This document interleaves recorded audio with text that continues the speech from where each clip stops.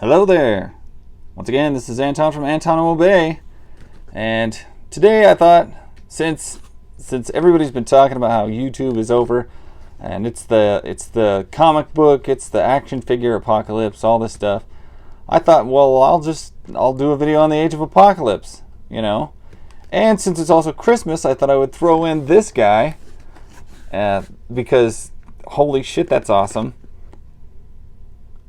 Awesome. This is Fortnite Crackshot. This is Fortnite Leviathan. He is literally a goldfish in a helmet in a spacesuit. Spacesuit. Not divers, spacesuit. Anyway, these are from the Fortnite Legendary series. I think it's called the Legendary series, not the McFarlane stuff. These scale a lot better with Marvel Legends. They're 6-inch scale. They're great stuff. They're great figures. They do have bend-up, like hand articulation, which I don't really care for. But other than that, they're fantastic figures. And I just want to show them off because he's very Christmas oriented, and it's almost the video apocalypse. So let's take a look at the Age of Apocalypse. The Age of Apocalypse is incredibly special to me. It is literally the first mainstream X-Men storyline I ever bought into, or ever bought, period. I had my toe in to some stuff at Marvel's. I had dipped my toe in, and I had tried like X-Men Adventures and several titles like that, but literally the first run of X-Men that I ever got into is I went into they sold them on newsstands at the time, and heck, they had all these first issues.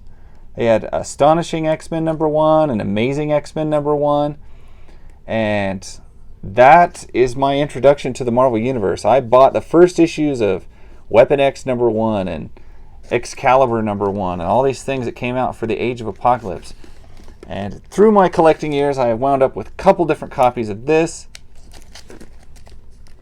And it is a beautiful book. I do not know why somebody has tucked that on the inside. I will have to rectify that.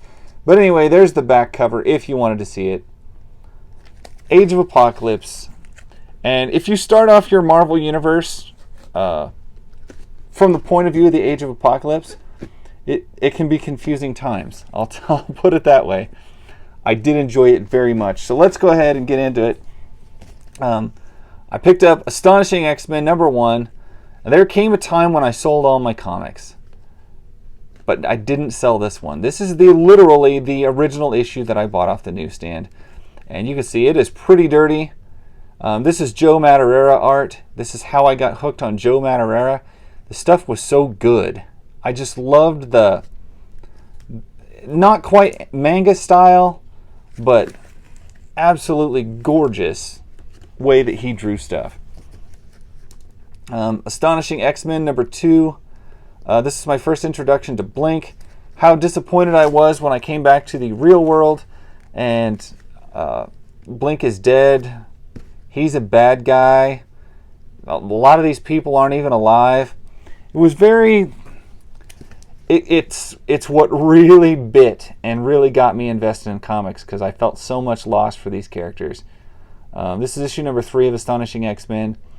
I remember spending hours trying to draw Rogue from this. This Rogue haircut was my favorite Rogue haircut. I don't know if nowadays they would call that the may I speak to your manager haircut, but between these characters, this is what really got me bought in. Totally love this series. I can't express enough. And these are, like I said, the original issues I had. Generation Next. It's basically Gen X during the Age of Apocalypse. Your team looks a lot different. Some members are alive, some are not. Jubilee is not a member.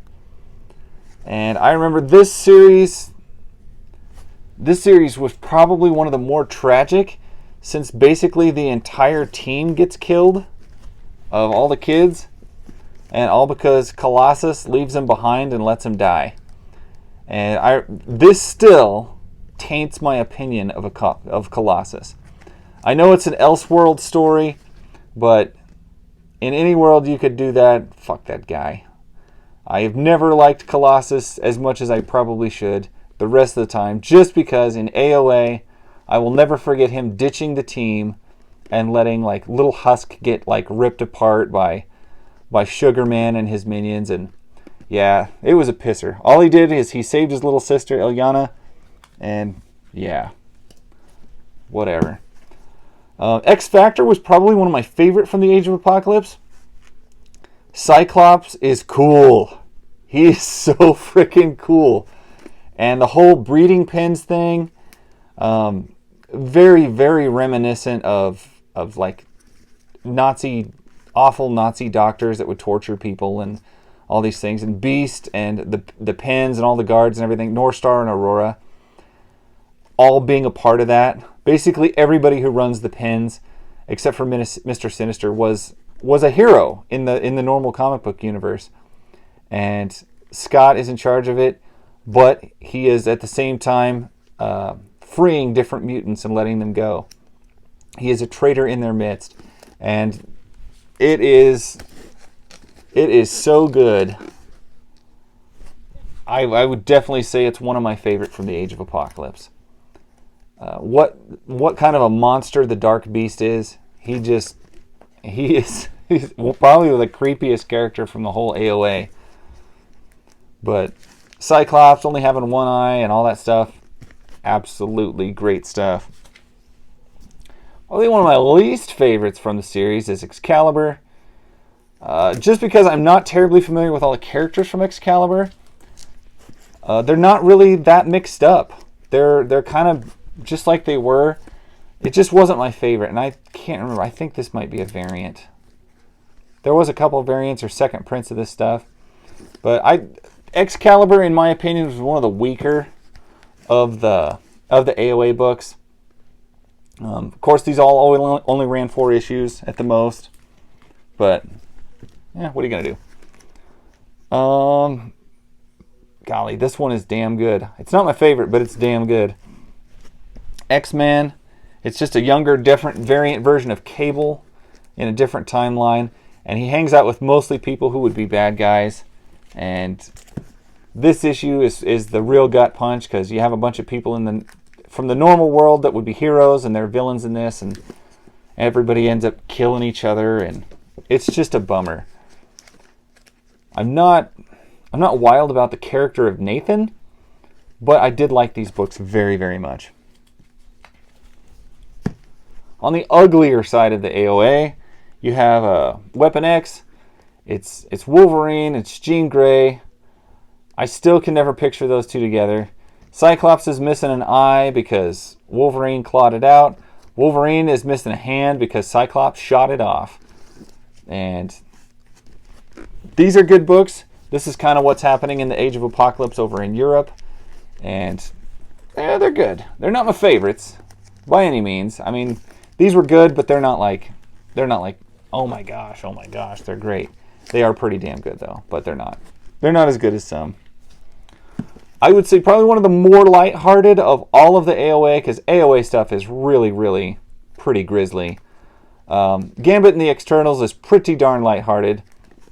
It's Gambit, Jubilee, Sunspot, Lila Cheney, I think, pretty sure, and Strong Guy, which is Guido, and they go through all of this pain and anguish to.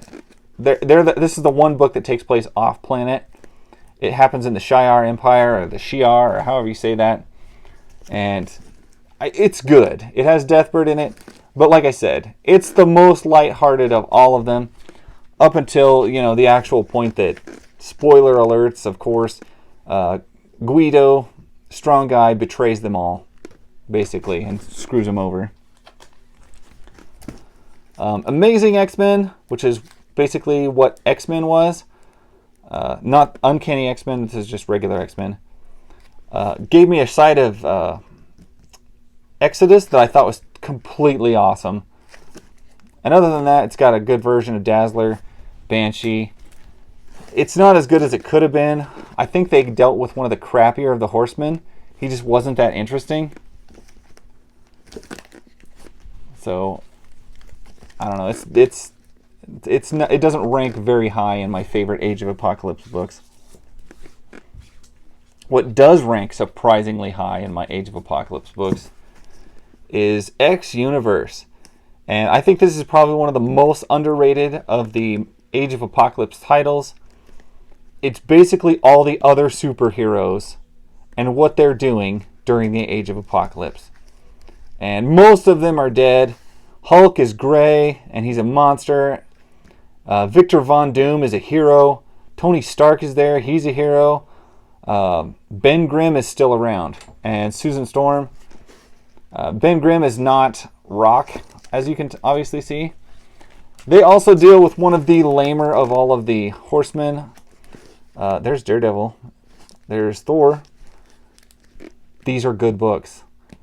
If you want to see what...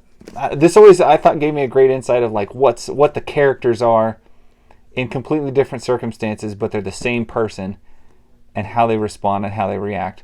These are really good. I've got a couple copies of each. They got beautiful chromy covers. I recommend these. It's 2 issues. It's all it is. It doesn't have 4 like the others. Mikhail Rasputin is the forgotten horseman that they deal with, because every book kind of deals with their own horseman. But they're very good. And then to close it all out, you got X-Men Omega, a wild chromy cover. Also with the card back select through it, which is wrong, but that's how it is. The climax to X-Men Age of Apocalypse was pretty decent. Basically, everybody gets stuck back into the normal universe. There's X-Men Prime. And this is the issue when everybody basically comes back home. So, there's that. And then there was one issue that I have, X-Men Chronicles. I am not positive how this ties in, because it's been so long since I read this, but it's the dawn of the Age of Apocalypse. I think it's... This book took place later, so I don't even really count it as part of the AOA, but it takes place in the timeline of the Age of Apocalypse. And so I don't know if you count that or not. I guess you do, or you can. I'm going to just plop it right down there. Anyway, in case this is the YouTube action figure toy apocalypse, there I have finally covered every issue of X-Men Age of Apocalypse that I can think of. Have a nice Christmas, of course. And that's my story. I will catch you guys later. Bye.